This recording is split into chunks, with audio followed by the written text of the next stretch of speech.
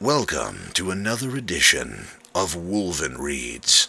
Today, we'll be doing a small sample of the story You're Human and You, a snippet of the prologue called Standing in Your Grave, written by MadMaxtheBlack.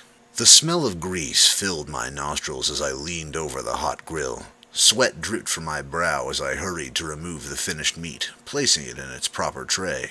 Throwing the grease-covered spatula on the top of the grill, I walked over and shoved the meat-filled tray into the heated slot with the other meat. After setting the timer, I turned my attention back to the grill. "Regular meat is up," I said loudly, trying to be heard over the other noises in the grill area. My manager, Charles, looked back at me from his position at the beginning of the assembly table. "We need more nuggets down, Max," he said. He had a thick Asian accent that made it almost impossible to understand him sometimes. It didn't help that he was also fairly soft-spoken. "They're going down," I said through gritted teeth, trying to clean most of the excess grease off of the grill.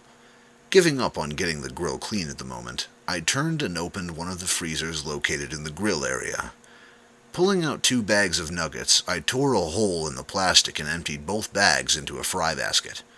I dipped the basket into the fryer and hit the timer. As the chicken nuggets began to cook, I glanced out at the lobby. It was full of customers.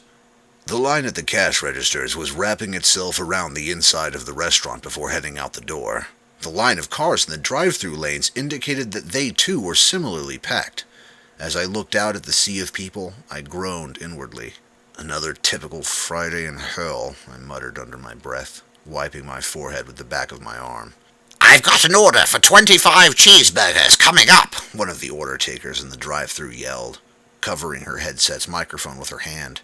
The entire kitchen staff, myself included, groaned aloud at that. "You're going to have to park them," Charles called out before turning back to me. "Max, I need another regular meat down right away." "On it," I said, already heading to the proper freezer. Opening the lid, I reached down into the frozen depths, only to find it empty. Cursing, I straightened up. "Charles, we're out of regular meat!" He looked back at me and swore to himself in Korean. Pulling out a ring of keys from his pockets, he tossed them over to me. "Head back to the freezer and get the case," he growled. I caught the keys deftly. As I hurried out of the grill and towards the back of the store, I heard the order takers call back another big order. "Who the hell orders 17 Big Macs?" I grumbled, picking up the pace. Reaching the freezer door, I began flipping through the keys, looking for the right one. I found the bugger, jammed it into the lock, and twisted. Yanking the door open, I hurried inside. Glancing around, I shivered as the cold air of the freezer hit my skin, freezing the sweat on my arms and face. As my breath fogged in the air in front of me, I hurried from box to box, looking for the one that I needed. Locating the required meat, I picked up the box and proceeded to head back out to the freezer. Putting my back to the door, I pushed against the frozen metal. The door swung open and I stepped backwards. "What the fuck?" I cried out in alarm as my foot fell through nothing.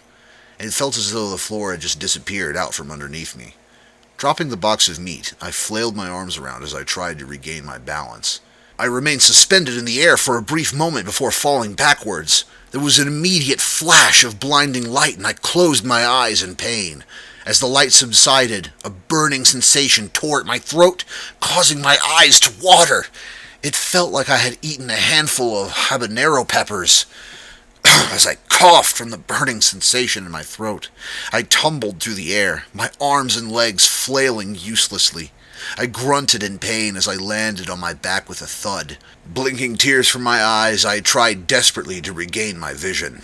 Reaching my hand out to push myself up, I felt my fingers slowly sink into something coarse and warm. As my sight returned to me, I glanced down. My jaw dropped as I saw that I was currently lying on a pile of sand. Looking around quickly, I saw that I was surrounded by sand as far as the eye could see. Somehow, I had gone from the back of a McDonald's to the middle of a fucking desert. "What the hell?" I said, or at least tried to say. As I opened my mouth to speak, a spike of pain ran through my throat, causing me to gag slightly. Rubbing my neck with a hand, I swallowed before trying to speak again. I was met with the same result, a spike of pain followed by a dull, burning sensation. For whatever reason, I was now mute as well. Great, now I'm stuck in the middle of a desert and I'm mute. How the fuck did this happen? I thought, holding my head in my hands. My eyes widened suddenly as I realized what I had thought. Intro music and accompanying graphics put together by Annanychus and Regex Rationalist.